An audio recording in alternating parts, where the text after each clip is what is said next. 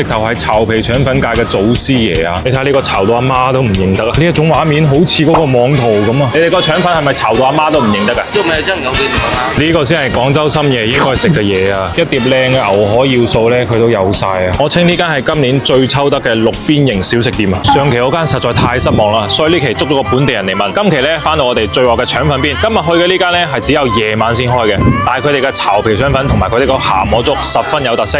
我哋埋位，阿姨呢個係包緊雲吞啊，係咪6點鐘先有嘢食啊？夜晚聽講你哋嗰個腸粉好似係炒到阿媽都唔認得嘅喎，係咪啊？你哋個腸粉係咪炒到阿媽都唔認得㗎？這兩個腸粉呢，應該沒辦法做的，因為它那個醬油沒燒。醬油沒燒啊？對。要等多久啊？如果要做，要等的話。不知道什麼時候。專門過來的，能不能做一下？就沒有醬油給你們啊？哦，沒有醬油啊？是啊。那做沒醬油就沒醬油，可以試一下你們真實水平怎麼樣？這個腸粉。我得問一下隊長啊，他剛叫我全部退款。哦，可以，沒醬油也上。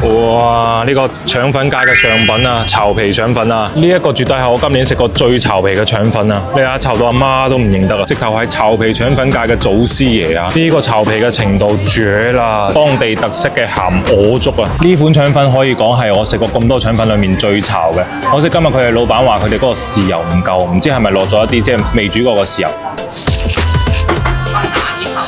好炒，個口感係一層一層嘅嗰種感覺。佢呢碟腸粉咧最大嘅感受就係索汁，呢啲係嗰啲空氣腸粉做唔到嘅。而且佢呢個豉油啊，同埋嗰啲油咧係真係貫徹到底嗰啲味道。可惜嗰啲豉油咧係未煮過嘅，未煮過啲豉油咧淋上翻有啲腥味，而且甜味都係差少少。但係佢呢個腸粉個韌度啊、米香味都係 get 得到。而且佢呢種係炒得嚟帶爽啊，有一種我哋之前食嗰個沙河粉嗰啲爽口嗰啲感覺。點埋佢哋啲牛肉先，佢哋個牛肉醬先10蚊都有咁多牛肉。佢牛肉過咗少少火，相對會韌身少少，而且佢會偏碎少少。但係佢呢個牛肉咧食得出係嗰啲新鮮牛肉，唔係話一揦到不得了，一個口感嗰種。佢哋呢度嗰個蒸豬雜咧都好多人點，所以我點咗個豬雜嘗試下。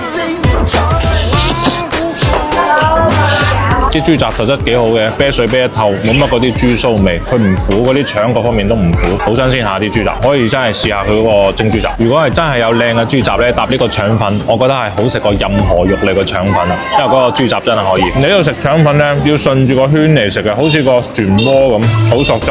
哇！呢個牛河一上嗰時咧，我一眼就認定呢條係個靚牛河啊！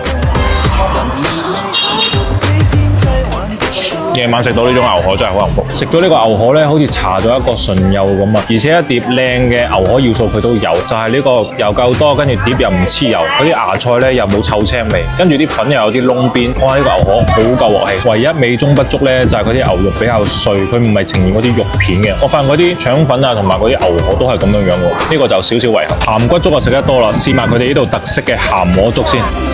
哇，好好食啊！呢個好食過鹹骨粥啊！呢個嗰啲風味咧同鹹骨粥係有啲相似嘅，但係佢係更鹹香啲。試埋嗰啲鵝肉先，佢啲鵝肉咧用嘅係嫩鵝，唔會話好難嚼嗰種。佢呢種滑口得嚟咧有口感啊，有鵝香味呢種。呢個粥學老人家話齋咧又聚火，跟住個味道又好，哇，好得啊！呢個粥，呢度真係必點。咁接落嚟咧喺我心目中都係一間路邊型嘅碳水小店。不過鹹鵝粥啊、炒牛河啊，的確係好有水準。但係今日咧食嗰個腸粉，因為豉油嘅問題，未食到最完美嘅狀態。如果大家嚟幫我試下個腸粉。